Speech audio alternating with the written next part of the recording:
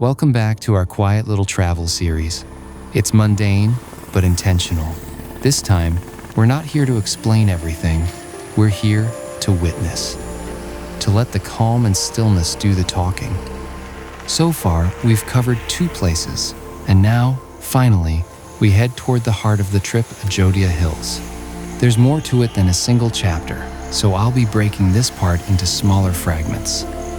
Each one will tell its own story, in its own time. We set off through the roads of Purulia city, aiming for the hills. Of course, we were already late, courtesy of our driver, who was still recovering from yesterday's climb. His legs, unlike ours, weren't used to that kind of effort.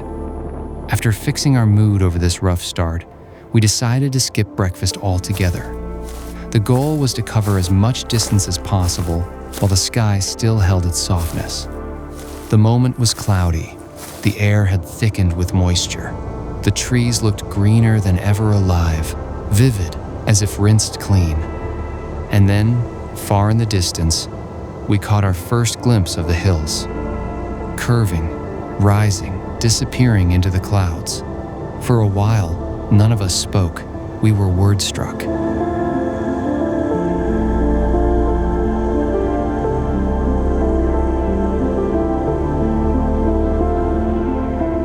We decided to get some aerial views just to measure the scale, even though soon we wouldn't need them. But like before, there was a problem. This time, drone shots were limited. Rain, wind, and increasingly strict airspace rules made flying difficult. We were stopped by locals more than once, and in many places, permission was simply not an option. So we only flew when we were clearly allowed to. It was disappointing because aerials offer perspective, a sense of space. But for our own safety, we chose to let it go. And strangely, nature filled that gap.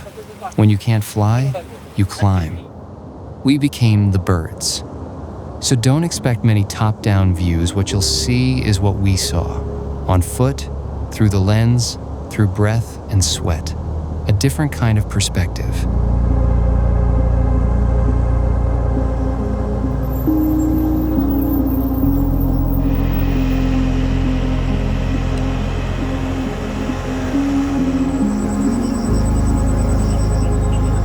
Sometimes the clouds drift by and the sun peeks through, only to vanish again. We can't control it, but the way light dances across the hills, shifting mood in seconds, feels like both atmospheric science and quiet philosophy at play. Leaving the plains behind, we began our climb. Unlike Gachila or Bangraposi, this was different. Well-maintained roads curled into steep, deliberate curves. Suddenly, Hairpin Bend wasn't just a geography term. It was alive, real, and fascinating. As the landscape shifted, we slowly ascended. We become birds again. Hilltop villages whispered stories of resilience, of how effort and engineering shaped the unforgiving into something livable. Our school books never had images like this. They felt dull back then. But if we'd seen this, if we had felt it, learning would have been something else entirely.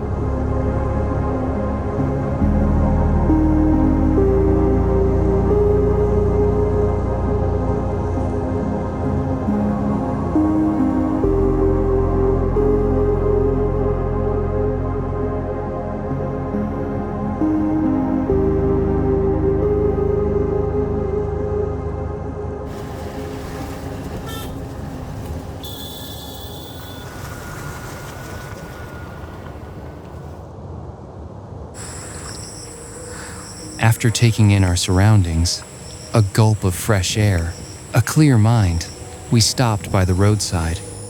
Along the way, we came across several unnamed waterfalls, scattered like secrets, no longer hidden. Tourist cars and buses lined the roads, proof that many already knew of this monsoon beauty. It wasn't a secret anymore, but we didn't mind. We weren't here to avoid the crowd, we were here to keep moving. And so, we set off toward our next stop, the Upper Dam.